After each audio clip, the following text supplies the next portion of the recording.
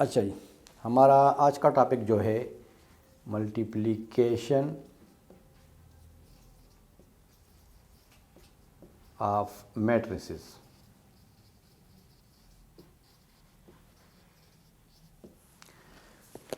Matrices के multiplication के अमल से पहले एक डिफिनीशन है जो बहुत इम्पोर्टेंट है। मल्टीप्लिकेशन के लिए ये सीखना बहुत ज़रूरी है कि मल्टीप्लिकेशन हम किन किन मैट्रिसेस के कर सकते हैं और किन किन का नहीं कर सकते। तो पहले ये बात ज़रूरी है। तो अगर ए और बी हमारे पास दो मैट्रिसेस हों, ए हमारे पास फर्स्ट मैट्रिक्स है और बी हमारे पास सेकंड मैट्रिक्स है, तो ए मल्टीप्लाई बी यानी ए बी उस सूरत में मुमकिन होगा, पॉसिबल होगा, जब ए के कॉलम्स की तादाद बी के रोज़ की तादाद के बराबर हो। In the number of columns of A is equal to the number of rows of B, so A B that is A multiply B is possible. मतलब ये है कि ए में फ़र्ज़ करें ए मैट्रिक्स में 2 कॉलम्स हैं और बी मैट्रिक्स में 2 रोज़ हैं, तो हमारा ए मल्टीप्लाई बी मुमकिन है, पॉसिबल है। अगर इस तरह इक्वल नहीं है तो फिर ये पॉसिबल नहीं है। तो पहले इसका डिफिनीशन हम करते हैं ना कि कन्फर्मेबिलिटी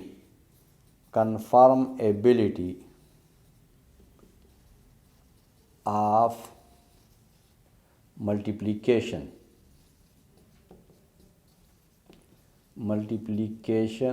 ऑफ मैट्रिसेस, यानी इसका मतलब ये है कि मैट्रिसेस का मल्टीप्लिकेशन किस सूरत में कन्फर्मेबल होगा, यानी मुमकिन होगा या जो है पॉसिबल होगा।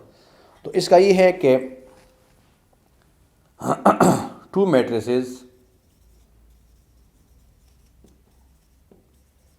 A and B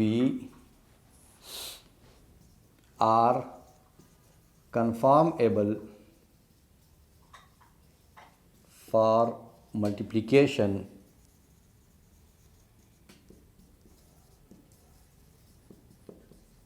if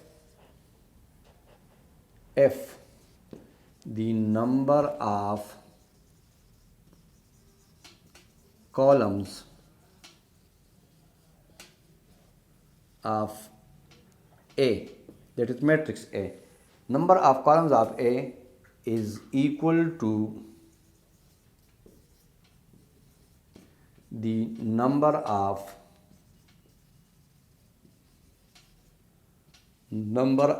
rows of B, यानी A के कॉलम्स की तादाद अगर B के रोज़ की तादाद के बराबर हो तो तब हमारे पास A मल्टीप्लाई B मुमकिन है।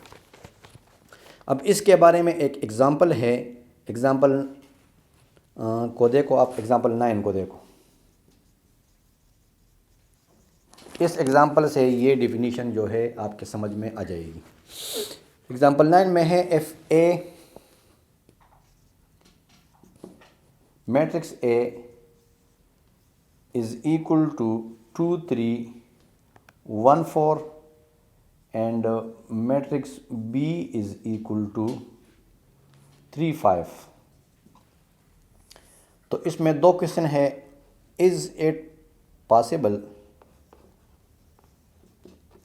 Possible to find A B and B A. Question ये है कि क्या ए बी और बी ए मालूम करना मुमकिन है, यानी दोनों ए बी और बी ए। ए बी के केस में ए जो है फर्स्ट मैट्रिक्स है और बी सेकंड है, और अगर बी ए हम मालूम करते हैं तो बी इसमें फर्स्ट मैट्रिक्स होगा और ए जो है सेकंड होगा। तो हमसे ये पूछते हैं कि क्या ये दोनों प्रोडक्ट्स यानी ये दोनों मल्टीप्लिकेशन पॉसिबल हैं। दूसरा क्वेश्चन ये है फाइंड the possible product। पहले तो ये पूछा गया है कि कौन कौन से इसमें पॉसिबल है, यानी पहले में हमने सिर्फ पॉसिबल और इम्पॉसिबल मालूम करना है, और सेकंड में जो है सेकंड क्वेश्चन में है कि जो पॉसिबल है उसको मालूम करें। तो फर्स्ट का आंसर हम मालूम करते हैं। ये कहते हैं कि क्या ए बी और बी ए पॉसिबल है।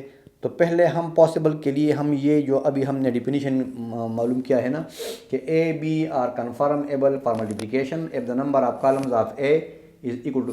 तो जब इस क्वेश्चन का आंसर हम देते हैं ना तो हम ए में कॉलम की तादाद देखेंगे।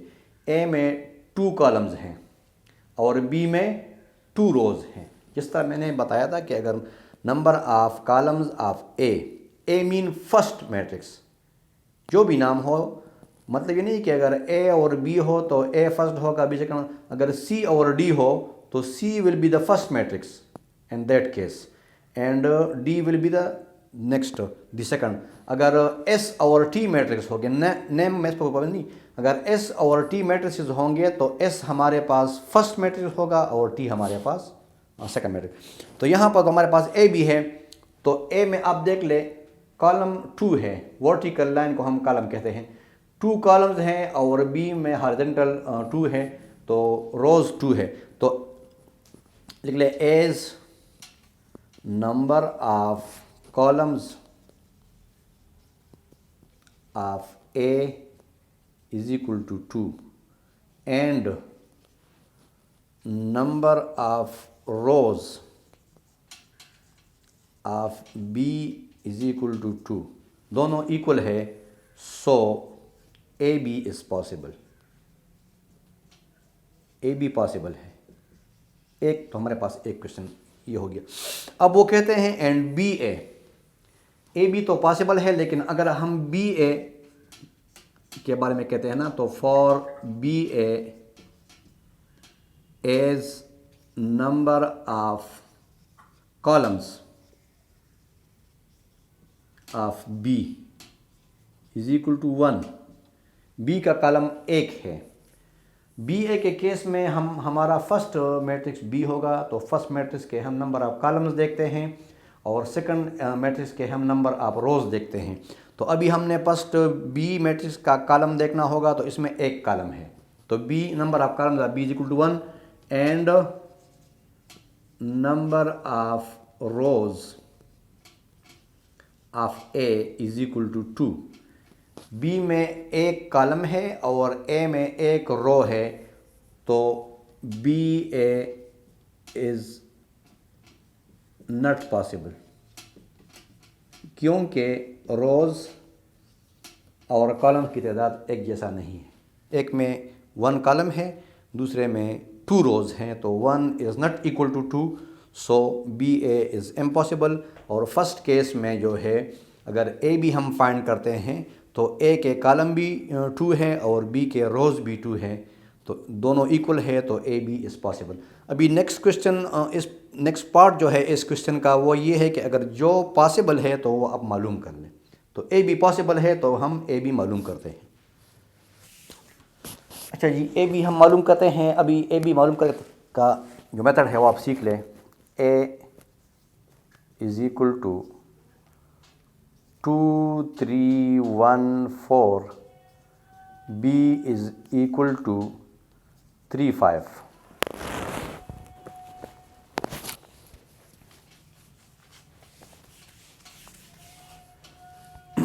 अब मल्टीप्लिकेशन का तरीका क्या होना चाहिए, किस तरीके से हम मल्टीप्लाई करेंगे एक मैट्रिक्स को दूसरे मैट्रिक्स के साथ। अभी तक जो हमने प्रोसेस पढ़ा है वो तो ये है कि कन्फर्मेबल के बारे में पढ़ना पड़ा है ना, कि कन्फर्मेशन के कौन कौन सा प्रोडक्ट जो है वो कन्फर्मेबल फॉर मल्टीप्लिकेशन है, वो तो हो गया। अभी प्रैक्टिकली हमने ये करना है कि प्रोडक्ट हमने करना है। किस तरह करना है प्रोडक्ट हमने करना है, तो first row of the first matrix will be multiplied by first column of the second matrix. तो ये सेकंड मैट्रिक्स में तो एक ही कॉलम है, दूसरा तो नहीं है। तो अब हम मल्टीप्लाई किस तरह करेंगे, tail of the first row of the first element should be multiplied with the tail of the first column of the second element. यानी पहले मैट्रिक्स के पहले रो का टेल, हेड एंड टेल है ना, तो टेल में जो एलिमेंट आता है वो दूसरे मैट्रिक्स के फर्स्ट कॉलम के टेल के साथ मल्टीप्लाई होगा, फिर दरमियान में प्लस का निशान होगा, फिर हेड मल्टीप्लाई हेड, इस तरीके से।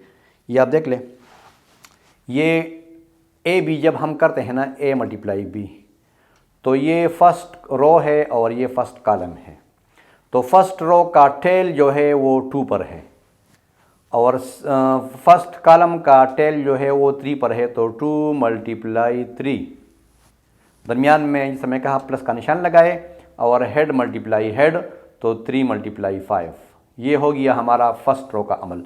अभी सेकंड रो का अमल होना चाहिए, तो tail of the second row, tail of the first column, क्योंकि कॉलम उसमें एक ही है तो बस कॉलम हमारे पास रिपीट होगा। और ये तो 1 multiply 3, tail multiply tail, plus head multiply head, 4 multiply 5। तो ए बी हमारे पास होगा 2 3 जार 6, 3 5 जार 15, 1 3 जार 3, 4 5 जार 20। तो ए बी हमारे पास होगा 15 प्लस 6 जो है 21 होगा, और 20 प्लस 3 जो है वो 23 होगा। ये हमारा आंसर होगा।